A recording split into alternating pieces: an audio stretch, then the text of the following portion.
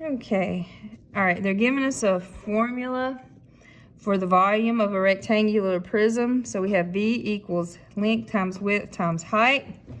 It says rewrite the formula to find the width. So they want us to get W on a side by itself. This is a literal equation, but we solve it the same way we would solve a regular equation. So we want to get W on a side by itself. So we're not going to move the W. We're going to look at what's happening to W, and it's being multiplied by L and H. Well, how do we undo multiplication? We divide. So I'm going to divide this side by LH, which means I have to divide this side by LH. The L's will cancel, the H's will cancel. And we get W is equal to V over LH. Looks like 1H. I'm going to put a little tail on my L there. That's a little better. There we go. All right, let's look at the next one. It says, type the correct answer using numerals and so on. Consider the equation. So we have x over h plus 1 equals negative 2. So first they want me to solve for x. So to get x on a side by itself, first we will undo the addition or subtraction. So I'm going to subtract 1. So we get x over h equals negative 3, same sign add and keep. And then to undo division, I'm going to multiply both sides by h. That'll cancel, and we get x is equal to negative 3h. All right, then it wants to know the value of x when h is 4. So all we'll have to do is plug and chug. So x would be negative 3 times 4. We plugged in 4 for h, which is negative 12. So here are our two answers. Let's look at the next one. All right, so we have y equals mx plus b. They want me to find the y-intercept, which is b. So first we'll get b on a side by itself. I'm going to move the mx to the other side. It's positive, so I'll subtract it. So we'll have b equals y minus mx. All right, and then they give us some values to plug in. It says the x is 3. It says that y is negative 6. That's my y coordinate. And it says that my slope is 4. All right, and then I'll choose order of operation. 4 times 3 is 12, so that's negative 6 minus 12, which is negative 18. So if you have a line with a slope of 4 that passes through 3, negative 6, the y-intercept is negative 18. All right. All right, let's look at number 14. We got 10 equals 2 minus 4 times ax minus 3. And we want to get x on the side by itself, so first we'll distribute. We get 10 equals 2 minus, that's a negative 4 times ax is negative 4ax, and then negative 4 and negative 3 would be positive 12. Go ahead and combine 2 plus 12, so we get 10 equals 14 minus 4ax. To get rid of that 14, we'll subtract it from both sides. 10 minus 14 is negative 4 equals negative 4ax. And you can divide by that negative 4 and a at the same time. So I'm going to divide by negative 4a on both sides. So we get x equals, now the negative 4's will cancel. That just leaves a 1 on top. So we have 1 over a. All right, let's look at this one. It says that 1 inch equals 2.54 centimeters. All right, well, this wants us to do feet. So I would have to multiply this by 12. So I multiplied this by 12 because there's 12 inches in a foot, right? So that'll be 12 inches, or 1 foot rather, equals 2.54 times 12 will be 30.48 centimeters. All right, and we have 10.5 feet, so now I've got to multiply by 10.5 on each side. So that'll give us 10.5 feet is equal to 320.04 centimeters. All right, we don't want centimeters, we want millimeters. So if you've got 320 and 400 centimeters, Remember to go from centimeters to millimeters. You move the decimal one place to the right. That whole King Henry died by drinking chocolate milk, and you just move it one to the right. So if I move this one to the right, that would be 3,204 millimeters. Right here. All right, let's look at the next one. Chris has a cell phone plan with a flat fee of $26 per month, so $26 per month, plus 12 cents per minute of usage. He can only afford a monthly bill of $86.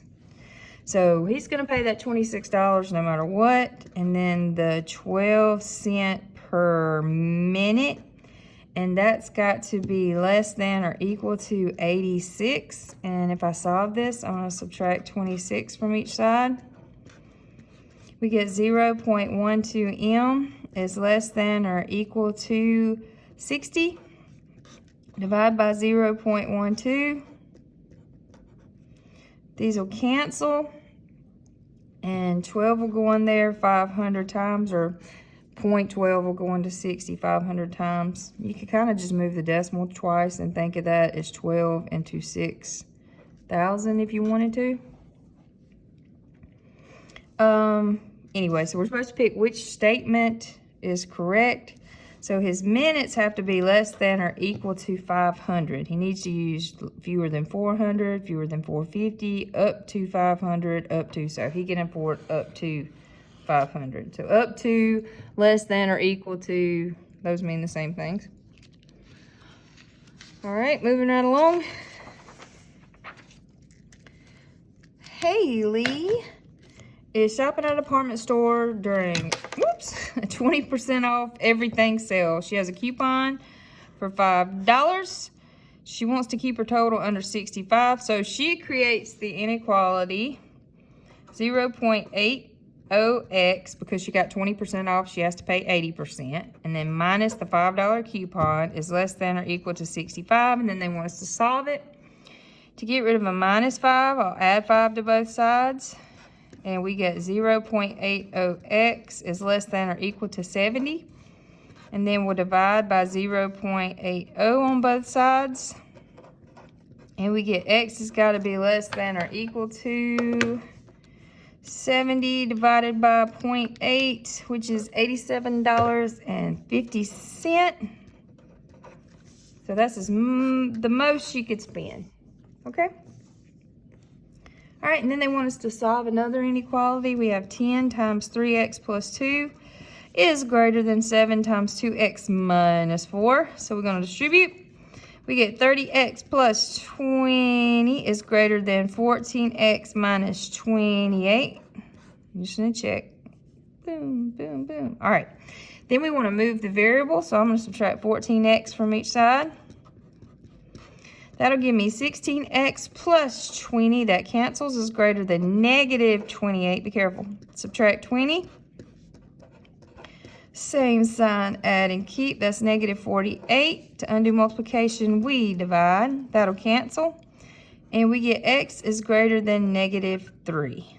Right here. Almost done, you guys.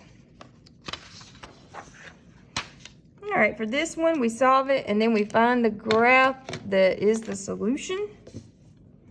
So we got 1/3 of 9x plus 27 is greater than x plus 33. Distribute.